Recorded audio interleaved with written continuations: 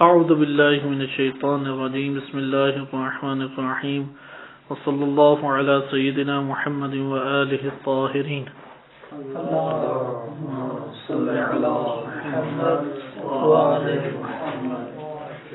تقسیمات الفاظ کو ہم مطالعہ کر رہے تھے اور اس میں تیسری قسم تقسیمات الفاظ کی ہم نے اس کا آغاز گزشتہ درس میں کیا کہ تیسری قسم لفظ بما ہوا لفظ مطلقاً کے اعتبار سے ہے کہ جب ایک لفظ کو ایک معنی کے لیے ایجاد کیا جاتا ہے اور اس کی دلالت اپنے معنی پر ہوتی ہے، اگر مطلقاً اس کو ملاحظہ کریں تو وہ لفظ یا مفرد ہوگا معنی کی جہت سے یا معنی کی جہت سے وہ لفظ مرکب ہوگا۔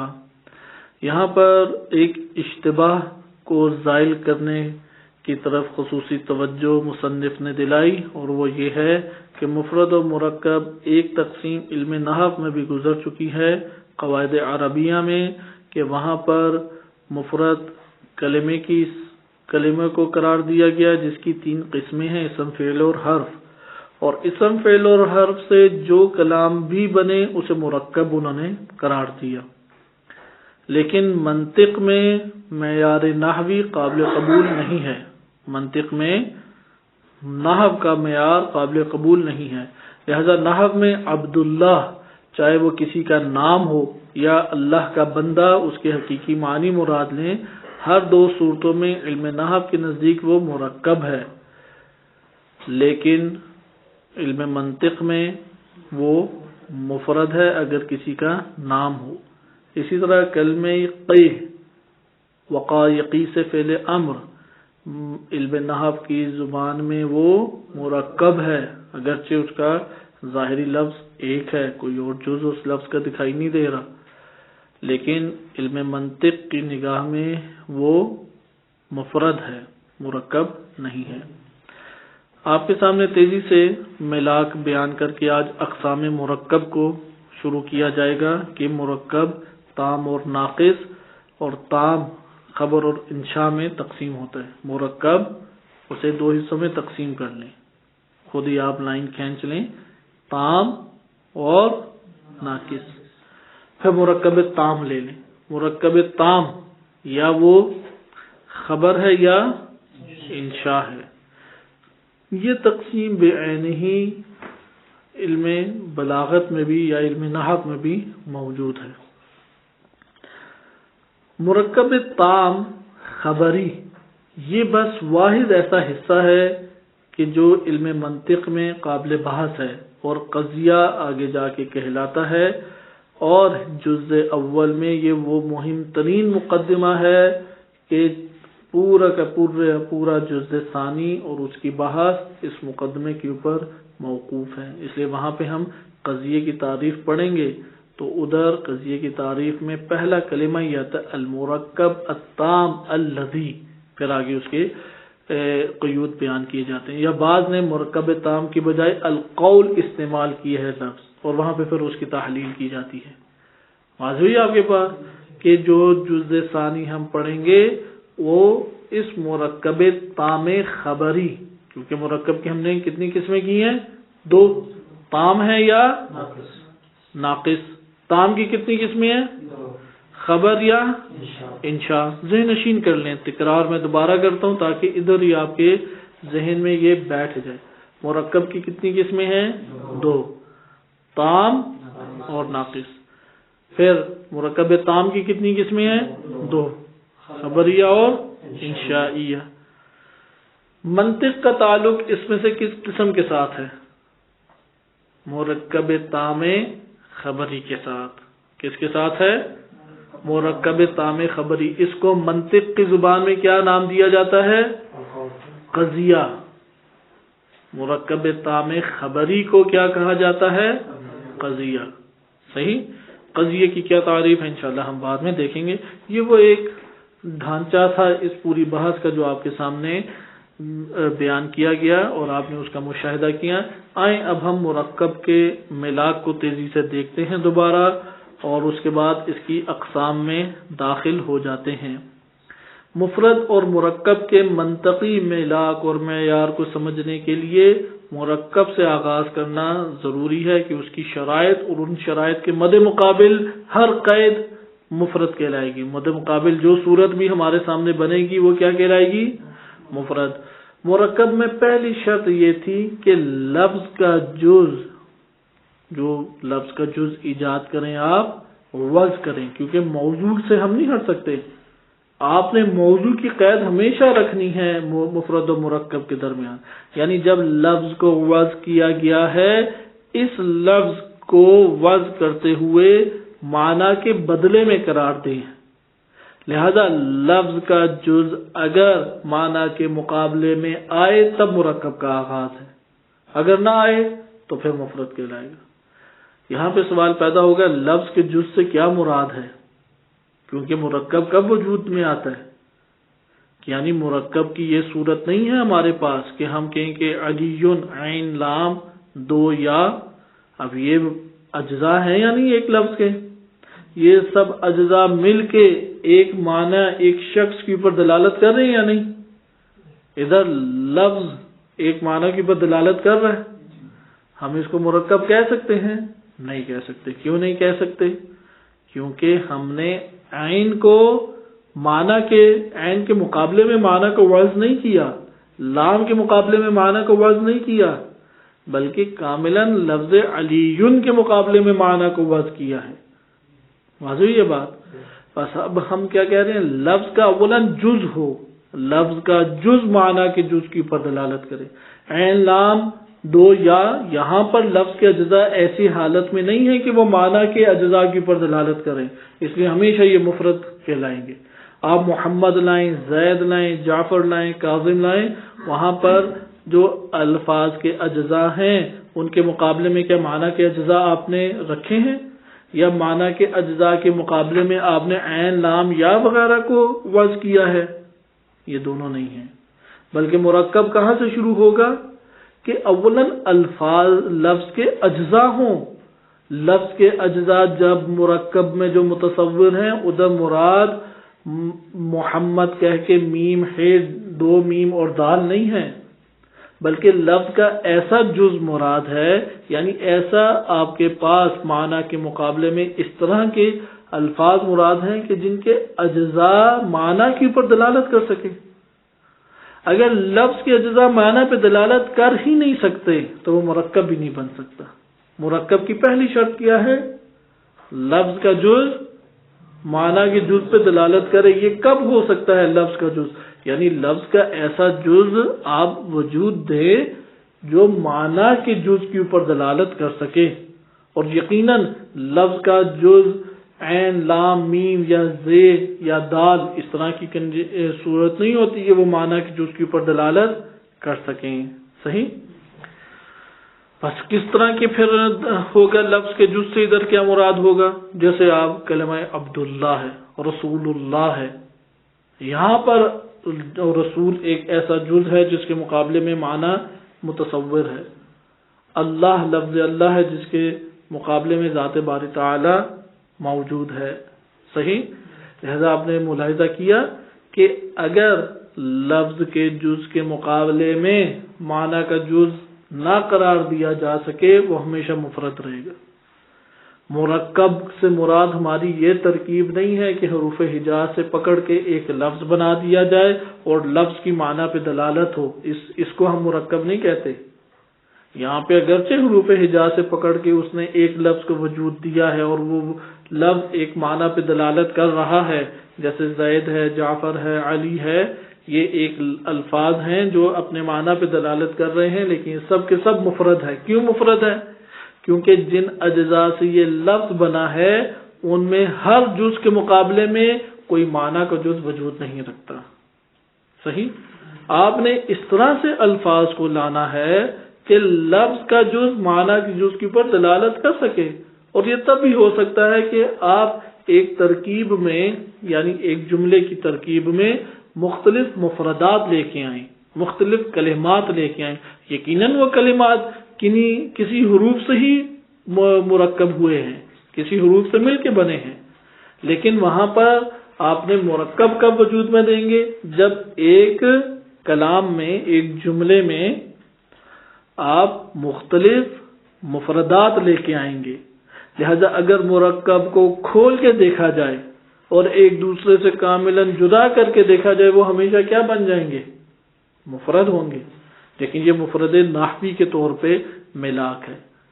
ہم نے منطقی کی نگاہ میں کس طرح سے اس کو لینا ہے؟ ہم دیکھیں گے کہ میں نے عبد کو جدا کر دیا، اللہ اس میں جلالہ کو جدا کیا، یا آپ نے رسول اللہ میں رسول کو جدا کیا، اس میں جلالہ اللہ کو جدا کیا. اس طرح دیگر نام ہے، عبد الحسین ہے، عبد کو جدا کیا، حسین کو جدا کیا.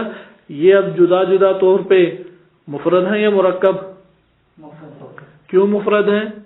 مفرد ہے کہ اس میں مثلا عبد جو ہے کسی خاص معنی کی، ہاں، اس لیے کہ ان اب یہ الگ الگ جب ہم نے کیے تو ان الفاظ کے جن حروف سے یہ مرکب ہوئے ہیں ان کے اجزاء معنی کے اجزاء پہ دلالت نہیں کر رہے.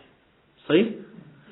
آپ مرکب صرف ایک صورت میں ہی تصور میں لایا جا سکتا ہے کہ ایسے کلمات لائیں، بے شک وہ کلمات بلا شک و شبہ وہ کلمات کئی حروف ہجا، حروف تہجی سے مرکب ہو کے ہی بنے ہوں گے. آپ لائیں گے اور اس طرح سے انہیں قرار دیں کہ وہ لفظ کا جز کہلائیں، جیسے عبداللہ، عبد الحسین، غلام زیدن، اس طرح سے قرار دیں، اور وہاں ترکیب کے اندر ایک لفظ کا جز معنی کے جز پر دلالت کر رہا ہو. جیسے عبد الحسین میں اگر عبد ایک الگ معنی پہ دلالت کر رہا ہے لفظ، اور حسین ایک الگ معنی کے اوپر دلالت کر رہا ہے، یہاں پہ ترکیب آپ قرار دے سکتے ہیں، کہیں گے یہ مرکب ہے کیونکہ لفظ کا جز معنی کے جز پہ دلالت کر رہا ہے. بس یہاں پہ جب ہم مرکب میں پہلی شرط رکھ رہے ہیں تو کہ لفظ کا جز معنی کے جز پہ دلالت کرے، ادھر لفظ کے جز سے مراد ہماری یہ نہیں ہے کہ حروف تہجی سے مرکب کر کے ایک کلمے کا وجود دیں اور وہ کلمہ ایک معنی کے اوپر دلالت کرے. ادھر یہ مراد نہیں ہے. ہماری مراد ادھر یہ ہے کہ اس طرح سے وہ کلمات آئیں کہ وہ کلمات ایک الگ الگ معنی کے اوپر، لفظ کا جز معنی کے جز کے اوپر دلالت کرے، اور یہ تب ہی ہے کہ دو مفردات آپس میں مل کر ایک کلمے کے طور پر استعمال ہوں. صحیح؟ یا ایک حصے کے طور پہ کلام کے استعمال ہوں تاکہ کہا جائے کہ یہاں پہ لفظ کا جز معنی کے جز پہ دلالت کر رہا ہے. اس کا نتیجہ یہ نکلا کہ ایک لفظ جو ہے وہ کبھی جو ہے مرکب نہیں ہوتا. ایک لفظ ہاں کبھی بھی مرکب نہیں، ایک لفظ تنہا کبھی بھی مرکب نہیں ہو سکتا، کیونکہ اس میں ایک لفظ کا جز اس کے معنی کے جز کے اوپر دلالت نہیں کر رہا، بلکہ ایک سے زائد کلمات آپس میں کاملاً ملیں تاکہ کہا جا سکے کہ لفظ کا جز الگ معنی کے جز پہ دلالت کر رہا ہے. یہ پہلی شرط تھی. دوسری شرط یہ تھی کہ معنی کا بھی جز ہو. یہ وہ واحد صورت ہے کہ جو اصلاً علم نحو میں متصور نہیں ہے. منطق کا ایک ملاک ہے. اگر لفظ کے اجزاء ہوں اور وہ جس طرح سے ہم ترکیب کہہ رہے ہیں اسی ترکیب سے مل کے بنے لیکن اس کے معنی کا جز نہیں ہے تو اس صورت میں بھی وہ مفرد ہی کہلائے گا، مرکب نہیں کہلائے گا. صحیح؟ نمبر 3، لفظ کا جز جب معنی کے جز کے اوپر دلالت کر رہا ہے تو وہ دلالت کس طرح کی ہو؟ مقصود متکلم بھی ہو. بس اولا لفظ کا جز ہو، نمبر 2 معنی کا جز ہو، نمبر 3 لفظ کا جز معنی کے جز کے اوپر دلالت کر رہا ہو. وہ ایک ہی میں 2 بیان ہوگی جیسا کہ مصنف نے اسی طرح بیان کی. لیکن اگر علیحدہ علیحدہ کریں تو ہم کہہ سکتے ہیں لفظ کا جز ہو. لفظ کے جز سے مراد حروف تہجی کے ذریعے سے نہیں ہے، بلکہ لفظ کا جز یعنی کاملاً مفرد لائیں اور وہ ایک معنی کے اوپر دلالت کرے. نمبر 2 معنی کا بھی جز ہو. نمبر 3 لفظ کا جز معنی کی جز کے اوپر اس وقت دلالت کرے. بعض کا نام وغیرہ رکھ دیتے ہیں اور پھر لفظ کا جز معنی کی جز کے اوپر دلالت نہیں کر رہا ہوتا، ایسی بات صورتیں آ جاتی. نمبر 4 لفظ کا جز جب معنی کی جز پہ دلالت کر رہا ہے یہی متکلم لفظ بول کے لفظ کے ذریعے سے یہی معنی بھی مراد لے رہا ہو، اس کو کہتے ہیں مرکب. اس کے مد مقابل جو صورت بھی آتی جائے گی وہ ساری کی ساری مفرد کہلاتی رہے گی. آئیں اب اقسام مرکب. اقسام مرکب میں پہلی قسم ہے مرکب تام. مرکب تام کے لیے انہوں نے ایک ملاک بیان کیا ہے، اور یہ ملاک آپ نے نحو میں بھی پڑھا ہے کہ ایک دفعہ مرکب کلمات سے مل کر ترکیب پاتے ہیں. کلمات اس طرح سے وہ کلمات ترکیب پاتے ہیں کہ جب وہ متکلم کی زبان سے صادر ہوں اور سننے والا ان کو سنے تو اس کو ایسا فائدہ سننے والے کو پہنچتا ہے کہ وہ مزید سوال نہیں کرتا یا مزید انتظار میں نہیں رہتا کہ متکلم کچھ بولے. صحیح ہے. بعض اوقات ایسا ہوتا ہے کہ متکلم وہ بعض کلمات ادا کرتا ہے، بولنے والا بعض کلمات ادا کرتا ہے، اور وہ الفاظ سننے والے سامع تک بھی پہنچتے ہیں، لیکن اس کے باوجود سننے والا مطمئن نہیں ہوتا اور انتظار میں ہوتا ہے کہ یہ مزید کلمات ادا کرے. اگر سننے والا، یہاں پہ سننے والا ملاک معیار کیا ہے ہمارے سامنے، تام اور ناقص کا سننے والا. متکلم اگر اس طرح سے کلمات کو ادا کرے، ایک دوسرے کے ساتھ جوڑ کر اس طرح سے کلمات کو ادا کرے کہ وہ کلمات جب سننے والا سنے تو اس کو اطمینان بھی اس تو ایسا فائدہ حاصل ہو جائے کہ وہ مزید سوال کرنے کا محتاج بھی نہیں ہے اور نہ منتظر ہے کہ متکلم کے زبان سے مزید کلمات نکلیں. اس کو کہیں گے مرکب تام. لیکن اگر ایسا کلام صادر ہوا ہے متکلم کی زبان سے، بولنے والے کی زبان سے ایسے جملات یا ایسے الفاظ نکلے ہیں کہ جب سامع نے، سننے والے نے سنا تو وہ انتظار میں ہے کہ یار یہ اپنا کلام مکمل کرے، تو اس کو کہیں گے ناقص. صحیح. تام اور ناقص. تام اور ناقص اس طور پہ کیا ملاک ہوا؟ افادت السامع. یہ ہمارے پاس ملاک آیا. مراد اگر سامع کو کاملاً فائدہ حاصل ہو جائے کہ وہ مزید نہ انتظار میں ہے اور نہ وہ مزید سوال کرنے کے محتاج ہے بلکہ خاموش ہو جاتا ہے، خاموشی اپنے وجود میں پاتا ہے، اس کو کہیں گے مرکب تام. لیکن اگر وہ انتظار میں ہے کہ مزید بیان کریں، مثلا آپ کہتے ہیں کہ اگر آپ، یا اگر کا جملہ شرطیہ آپ چھوڑیں، کہیں گے پانی آنکھ پر، آپ چپ ہو جائیں.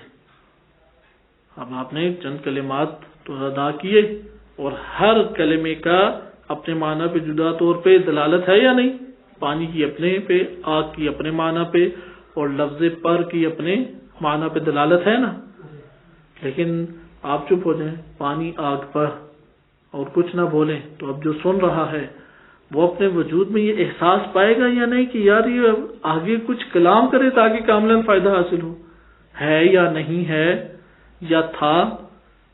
یہاں پہ انتظار کرے گا نا. اب یہ جو آپ کے سامنے مرکب آیا ہے کہ الفاظ ہیں اور ہر لفظ کا جز اپنے معنی کے جز پہ دلالت کر رہا ہے، اور متکلم بولنے والے نے لفظ بول کے وہی معنی بھی مراد لیا ہے، یہ مرکب ہے یا نہیں؟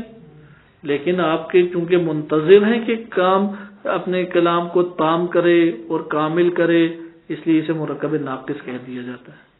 لیکن اگر کہہ دیا جائے پانی آگ پر تھا، اب پورا جملہ آپ تک پہنچ گیا یا نہیں؟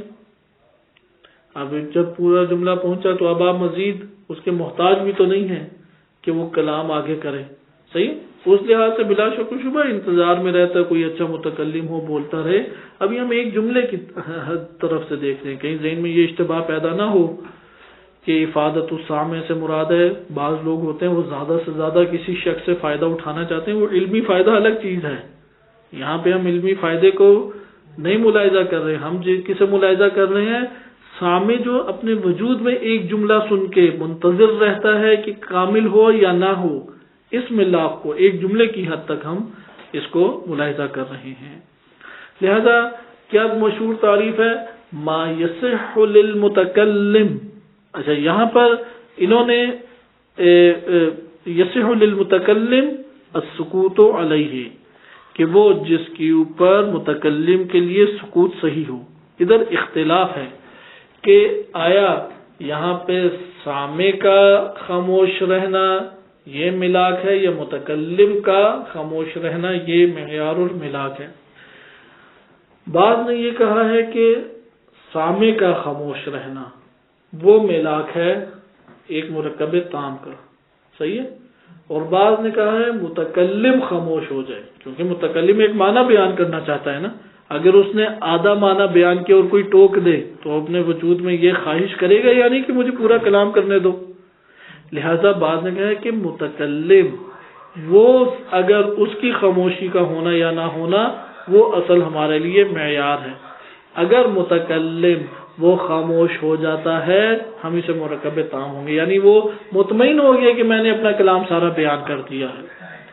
اور کیونکہ سامع کی مختلف حالتیں ہوتی ہیں کہ جو اس کے اوپر طاری ہوتی ہیں، جس کی وجہ سے بعض اوقات سمجھ سکتا ہے بعض اوقات نہیں سمجھ سکتا، اس لیے سامع کے بعض نے ملاک کو صحیح قرار نہیں دیا اور متکلم کے ملاک کو صحیح قرار دیا، جیسے کہ مصنف نے یہی نظریہ اختیار کیا کہ متکلم کا سکوت وہ ہمارے لیے معیار قرار پائے گا۔ اگر متکلم کلام کو اس طرح سے بیان کرتا ہے کہ کلام کو بیان کرنے کے بعد وہ ابھی محتاج ہے، اپنے اندر یہ احساس پاتا ہے کہ میں مزید آگے جملات بولوں، مزید کلمات ادا کروں، تو یہاں پہ وہ اس کے اوپر راضی نہیں ہوگا۔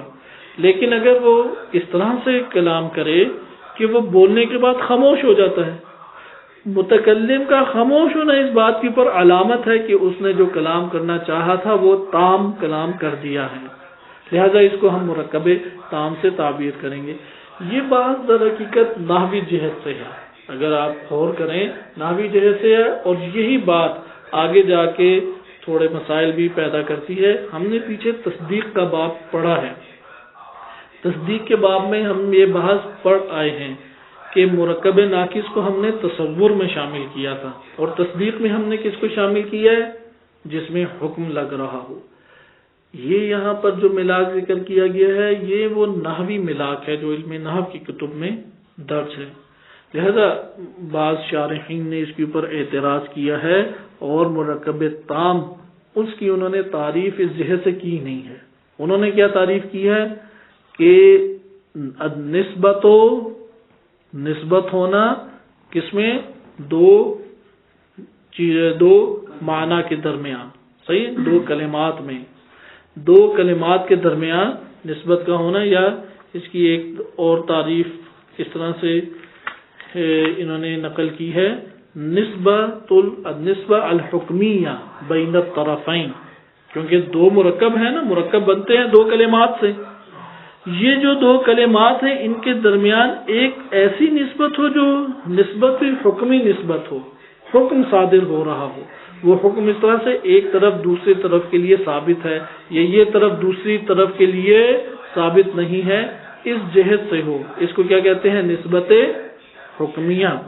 لہذا نسبت حکمیہ اگر وجود رکھتی ہے، نسبت حکمیہ وجود رکھتی ہے، اسے مرکب تام کہیں گے۔ اگر نسبت حکمیہ وجود نہیں رکھتی اس کو مفرد کہیں گے، اور یہ تعریف ہمارے لیے زیادہ قابل قبول ہے۔ بس مرکب تام اور مرکب ناقص کے اعتبار سے ہمارے سامنے دو تعریفات آ گئی۔ پہلی تعریف ہے ما یصح للمتکلم، ما یصح للمتکلم السکوت علیہ، متکلم کے لیے جس چیز کے اوپر سکوت اختیار کرنا صحیح ہو اسے کیا کہیں گے؟ مرکب تام۔ اور متکلم کو جس کے اوپر سکوت کرنا صحیح نہ ہو اسے کیا کہیں گے؟ مرکب ناقص۔ اس تعریف کے مطابق ملاک کیا ہے؟ سکوت متکلم، نہ کہ سکوت سامع، جبکہ بعض نے سکوت سامع کا احتمال دیا ہے، یعنی متکلم بولنے کے بعد اگر خاموش ہو جائے تو اسے پتہ لگے گا کہ یہ سامع کے افادے کے لیے کافی ہے۔ دوسری تعریف النسبۃ الحکمیۃ بین الطرفین، طرفین یعنی دو طرفیں۔ کون سی دو طرفیں؟ مرکب ہمیشہ دو کلمات، کم سے کم دو ایسے اجزاء سے مل کے بنے گا، وہ اجزاء بھی الفاظ کی اجزاء ہوں گے نا، لفظ کی دنیا سے تعلق رکھتے ہوں گے، کیونکہ لفظ کے جب ہم اجزاء سنتے ہیں نا تو ہمارے ذہن میں تصور بھلا کیا آتا ہے؟ جیسے کلمہ زید اس کے اجزاء، کلمہ قمر، کلمہ شمس، کلمہ ارض، ان کے اجزاء، جبکہ مختلف کلمات سبھی الفاظ کی دنیا سے تعلق رکھتے ہیں. لہذا یہاں پر جب انہوں نے کہا نا لفظ کا جز معنی کے جز میں دلالت کر رہا ہو، ادھر لفظ سے مراد مطلقاً الفاظ ہیں، نہ کہ لفظ سے مراد وہ زید یا قمر یا شمس یا ارض، یہ والے فقط الفاظ مراد نہیں ہیں. لہذا جب ہم کہتے ہیں لفظ کا جز معنی کے جز پہ دلالت کرے تو آپ کہیں گے یار یہ لفظ کا جز میں لاؤں کہاں سے؟ آپ نے جب مرکب کلام پورا بنایا، مثلا قیمت امرئن، ایک شخص کی قیمت، کل امرئن ما یحسنہ، کہ ہر شخص کی قیمت وہ چیز ہے جو وہ سب سے بہترین کام انجام دے سکتا ہے، جو ہنر اس کے پاس ہے. اب یہ سارے کے سارے الفاظ ہیں یا نہیں؟ الفاظ ہیں نا. بس یہ الفاظ اجزائی الفاظ انہیں کہہ سکتے ہیں یا نہیں؟ الفاظ کے حصے ہیں یا نہیں؟ یہ الفاظ کی دنیا سے تعلق رکھتے ہیں یا نہیں؟ بس منطق میں اس طور پہ اجزائی الفاظ کہا گیا ہے. بس آپ نے یہ کیا دیکھا؟ دوسری تعریف کیا ہے النسبۃ الحکمیۃ بین الطرفین، ایک نسبت ہو اور وہ نسبت بھی حکمی ہو. انشاءاللہ ابھی اس کو آگے ذکر کیا جائے گا، لیکن کس کے مابین ہو؟ دو طرفوں کے. وہ دو طرفیں کیا ہیں؟ دونوں طرف الفاظ ہیں. دونوں طرف کیا ہیں؟ ایسے الفاظ ہیں جن کی دلالت اپنے معنی پر ہیں. اس لیے یہ جو دنیا الفاظ کے اجزاء ہیں اپنے معنی کے اوپر دلالت کر رہے ہیں. لہذا دو الفاظ کے درمیان جو اپنے معنی پہ دلالت کر رہے ہیں، یہی یعنی دو طرفوں کے درمیان ایک نسبت حکمیہ وجود رکھے. اگر وجود نہ رکھے نسبت حکمیہ، اسے کیا کہیں گے؟ دو طرف تو ہوں لیکن نسبت حکمیہ نہ ہو، وہ کیا کہلائے گی؟ اگر دو طرفوں کے درمیان نسبت حکمیہ ہو تو یہ کیا ہے؟ مرکب تام. اور اگر دو طرف ہوں لیکن نسبت حکمیہ نہ ہو تو کیا ہوگا؟ مرکب ناقص. جیسے